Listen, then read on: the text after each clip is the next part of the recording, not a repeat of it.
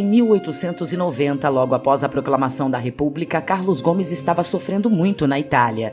Quase sem recursos financeiros, a família enfrentava um inverno rigoroso e um dos seus filhos pequenos estava muito doente. Na ocasião, chegou um inesperado aviso do depósito de 20 contos no Banco Ultramarino colocado ao seu dispor por ordem do governo do Marechal Deodoro da Fonseca. Ao mesmo tempo, veio a encomenda urgente para o maestro compor o novo hino da República. Mas Carlos Gomes recusou a oferta, dizendo que seria uma tremenda ingratidão ao imperador Dom Pedro II, com quem tinha uma grande amizade. O gesto corajoso de Tonico foi, e ainda é, exemplo marcante de sua dignidade aos brasileiros.